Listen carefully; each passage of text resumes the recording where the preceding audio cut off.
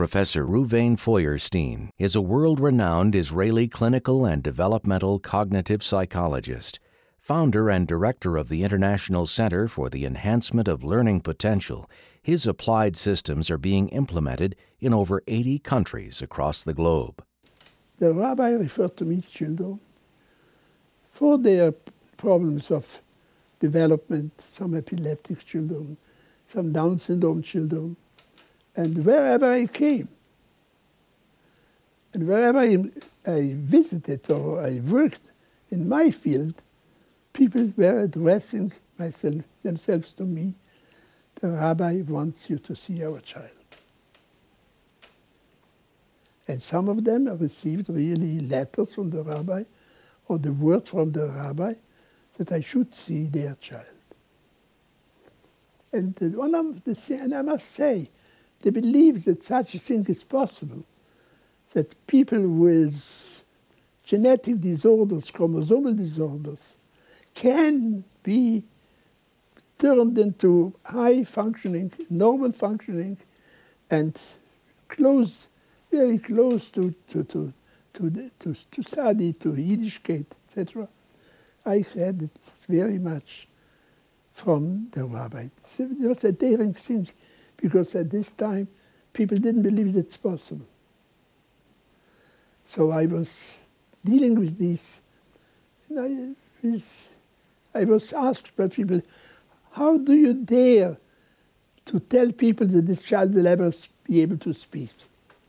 How do you dare to say that this child will be able to read, will be able to finish school, will be able to go to yeshiva? That's not what we expect. And much of this belief, much of this power of belief came from my interaction with the rabbi. One particular case which I cannot disclose, and therefore it came from a country in Europe. This boy was considered to be mentally defective and placed in a kind of a special school for deficient children. And there he lived among non-Jewish people and had learned more of their behavior than from their. And so he learned to become a real problem. In a variety of areas I'm not going to describe, but to the extent that one didn't believe that he will ever be able to function and to be independent and to be. And this man, the father, in some way he was not a very religious person,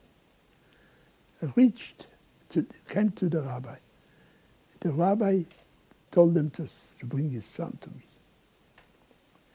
The son came here and was placed in a family. He learned to read. He was sitting here near this door on a chair with a Tehillim.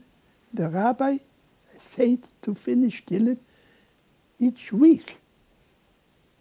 And he learned this. It was the third year that he was with us. And he learned this. And Baruch Hashem, this went very well. And we were already feeling that we have done what the rabbi told us to do and empowered us to do. And we felt Hatzlacha.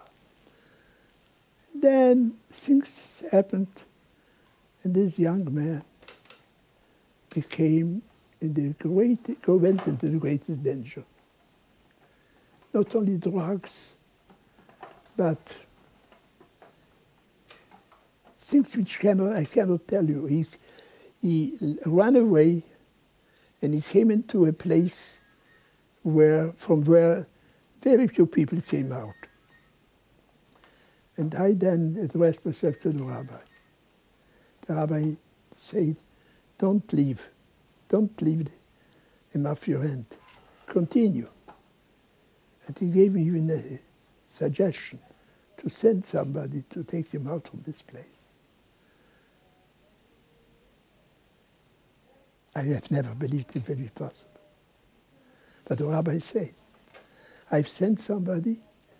He took out this young man from this terrible, terrible, promiscuous drug people. With all, there's no Avirah Shabbat which he was not involved with. He came back. I want you to know, he is now the father of 4 children. Many of them, 2 of them, learning in the yeshiva. And they are the only children of this family, only grandchildren of this family, which the grandparents can be proud of. I, as a psychologist, and one says a good psychologist, could never believe that with my own knowledge and my own psychology, I would have ever been able to do it. Usually, in such cases, we raise our hands, nothing to do. Not with the rabbi. I must tell you something. Psychology, as it is taught, is very limited. Our understanding of the other is very much affected and related to our understanding of ourselves. In the way the rabbi understood the condition of the individual, in the way he claimed and suggested and felt empowered to say, yes, do it, there was a very different way of seeing the human being. Not as a just reflection of yourself, but as something which comes, the E'ara Dilela.